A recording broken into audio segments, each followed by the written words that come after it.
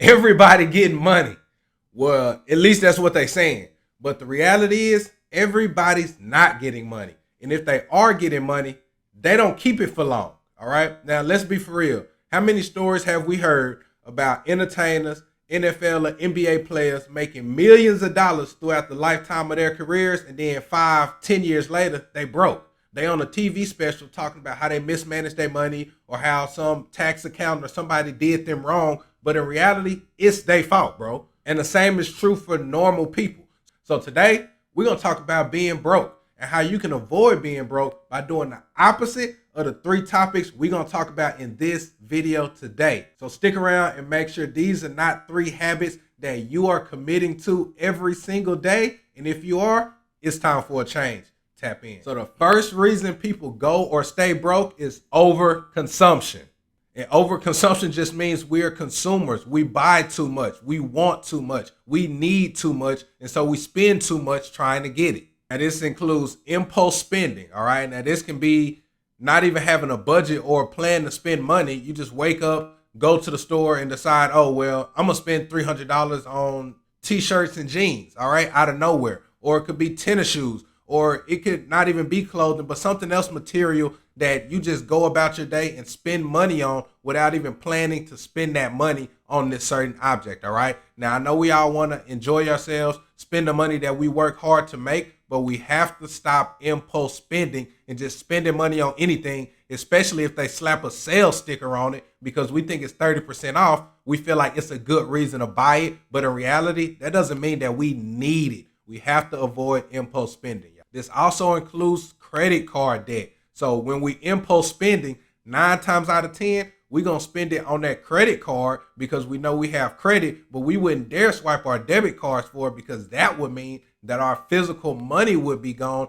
and it doesn't hurt as much when you swipe that credit card like it does when you swipe that debit card or when you spend cash. You can actually feel that cash burning through your pocket when you spend the cash, but when you swipe that credit card, it's a go. It's just like whatever. You don't see the money. You don't care about the money. But if we do that without a clear repayment plan, the problem is we stack up a lot of swipes, meaning, what we owe on those credit cards continues to rack up, which means that high interest also continues to rack up. So not only do you have to make the minimum payments on the credit card, but you also have interest charges that occur, and those interest charges can eat you alive. Trust me, I've been there. And if you have high credit card debt, you know exactly what I'm talking about. And this also includes lifestyle inflation, which I am guilty of. And this simply means we make more money, so we spend more money.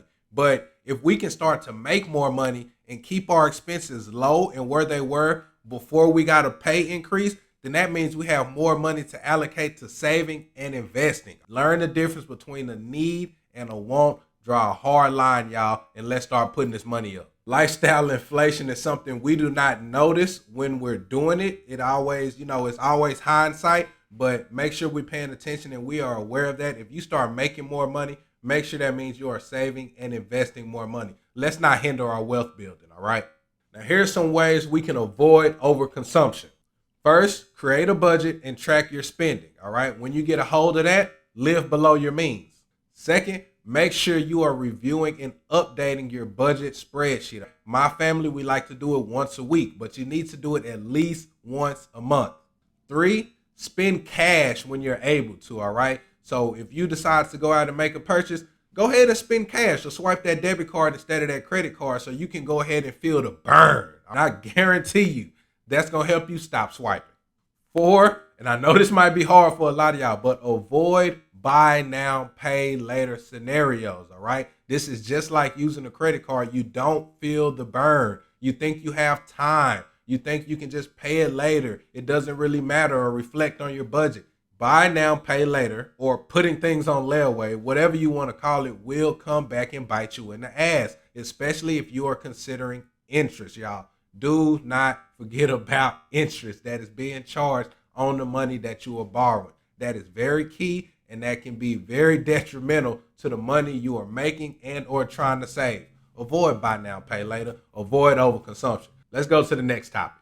Topic number 2 is contentment or not learning. Thinking you know enough or thinking that you know it all. Big red flag, y'all. Avoid contentment at all costs. So one way we can avoid contentment is continuous learning, y'all. Yes, continuous learning. You want to read, listen to audiobooks, listen to podcasts, watch how-tos or YouTube tutorials, not just entertainment or drama. We have to continuously learn. You know, depending on your career path, this might be a mastermind, this might be a seminar, this might be a TED Talk, whatever it is, the resources and the information is out there, guys. Remain a student and always be learning. Second thing that can contribute to our contentment is career stagnation. There are major consequences to having a comfort zone at your job or in your career without exploring new opportunities or learning new skills. Because what if they start doing layoffs? What if they decide they don't even need your position anymore? These are the type of advances that we are seeing in big corporations.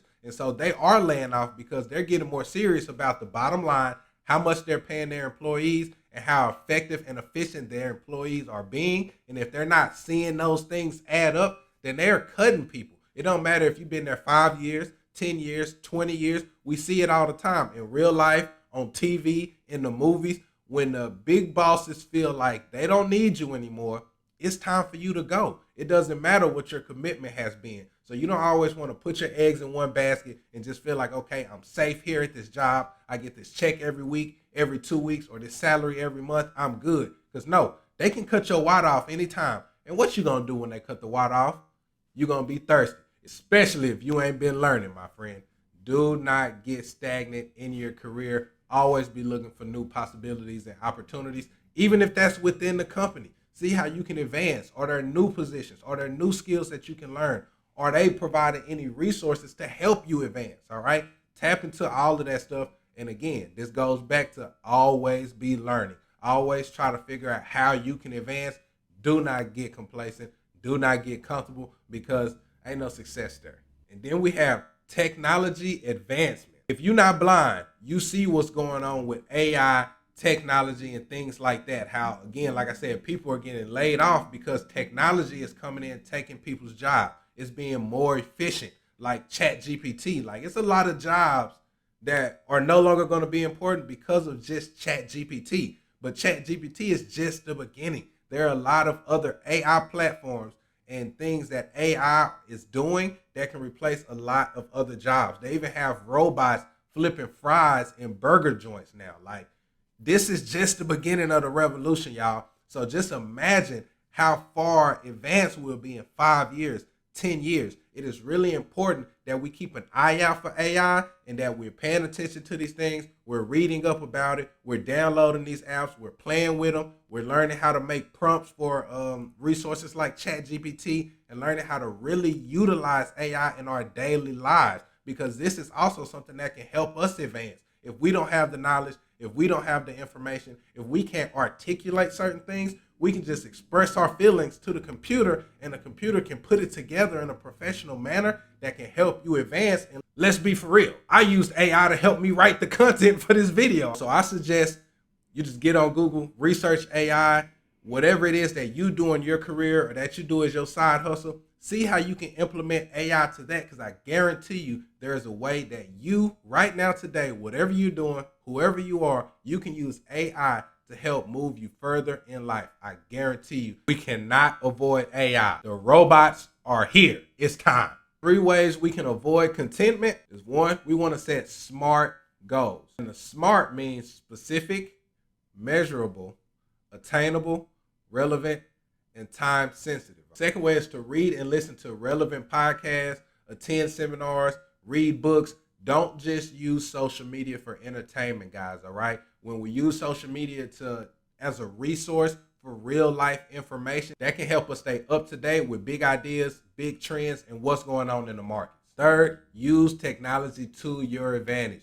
First, start by learning how to use ChatGPT. If you already got that down, then move on to something else that can help you specifically in your career path. The third and most relevant way for you to stay broke in 2024 is to not invest your money.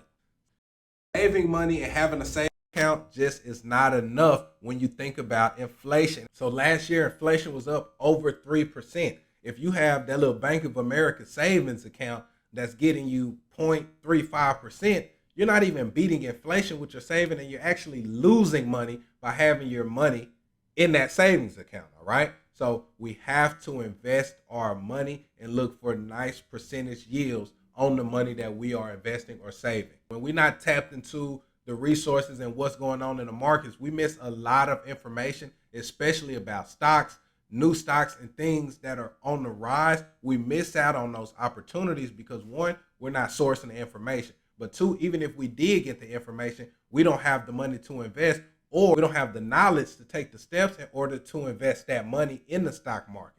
So the S&P 500 right now is at an all-time high for the stock market, all right? While everybody thinking we're in a recession, everybody's going broke, how is the market at an all-time high?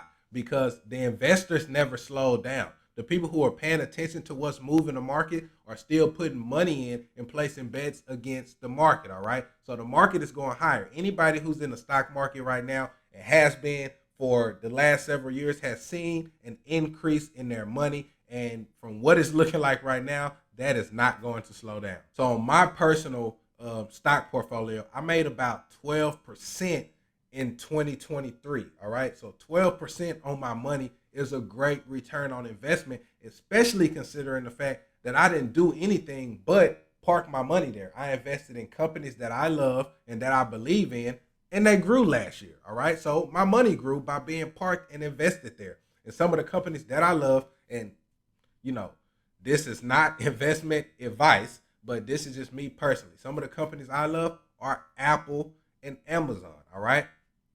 Think about it. I have an iMac desktop. I have a MacBook. My household has like 6 iPhones. We have an iPad. I have an Apple credit card, an Apple savings account. Why would I not invest in Apple?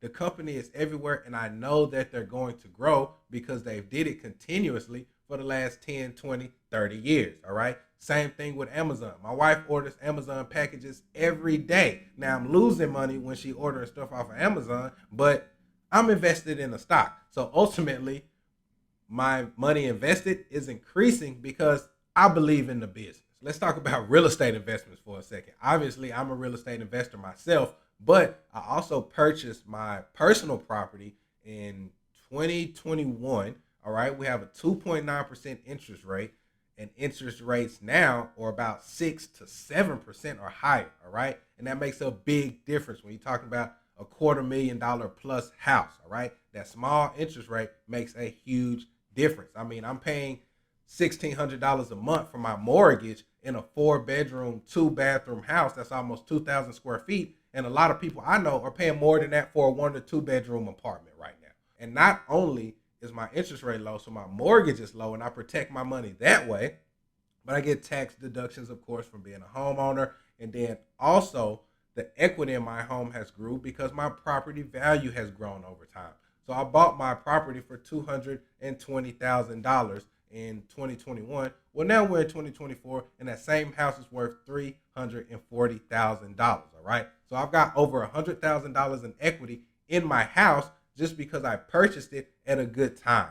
All right. And honestly, the best time to purchase a house is always right now, because who knows? The market may go way up. It might stay where it is. It might go down a little bit, but it's not just going to tank. All right. We're not going back to 2028 recession. So real estate is a great investment. And that's just, a return that I've seen on my investment just from stocks and my personal property. All right? Third, not investing decreases your chances of financial security in the long run. All right. Even if you are a high earner right now, the chances of you being able to sustain that earning ability throughout your full lifetime is very low. You could get hurt. You could get sick.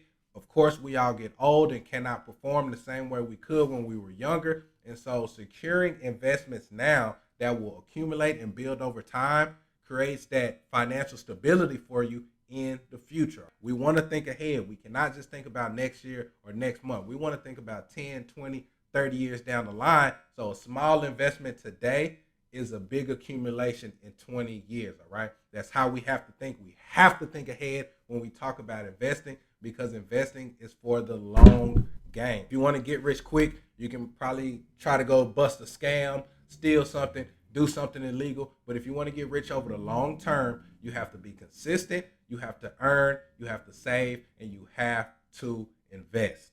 And don't get me wrong, that does not just have to be stocks. It does not just have to be real estate, but you want to have a diversified portfolio with all types of investments. So that could be stocks, bonds, insurance, real estate, savings accounts.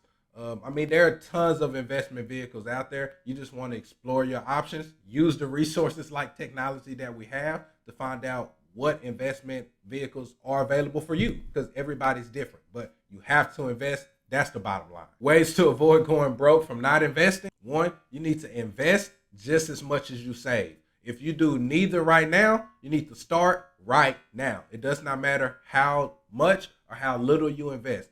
I would say if you don't have any investments right now, open a brokerage account with somewhere like TD Ameritrade or something. Put in $50 a month into that account and just start buying your favorite stock. Okay, that could be Apple, could be Amazon, could be AT&T, could be Verizon. I don't care what it is, but you need to create a brokerage account and create a 401k or something like that that you can build up for the future. Right now, start today. Do not wait. I don't care if it's $10, $20, $30. In 20 years, that can be a whole lot of dollars if you do that consistently. Second, and this is so easy, you don't even have to think about it, all right? Open up an interest-bearing savings account. This does not require you to think about what's a good stock to buy, how much you should spend on a stock, how much you should be investing into the stock market. Is it going to go up? Is it going to go down? Just simply get a savings account with a high interest yield, all right? So for me, I use the Apple savings account, but you have to also have an Apple credit card. So if you don't get approved for the Apple credit card, you can't get the savings account. But Cash App actually has a savings account that offers like 5% interest. That is better than any major bank savings account. So there y'all have it, man. There are 3 ways to avoid going and staying broke in 2024 and beyond. Even broke those down for y'all a little bit. Hopefully y'all took something from this video. If you got any value at all, go ahead and smash that like button. Hit that little bell so you can get notifications every time I drop game like this. Subscribe to my channel if you haven't already. Share with a friend who you also want to reach financial abundance in 2024. And man, we over that broke shit. Like, it's done. Like, we over the brokenness. We now have the information, so it's not a lack of information anymore. If you don't do one or all of these things, it is a lack of discipline and a lack of action taken, and you deserve to be broke. But I don't want that for you, all right? So shape up, tap in.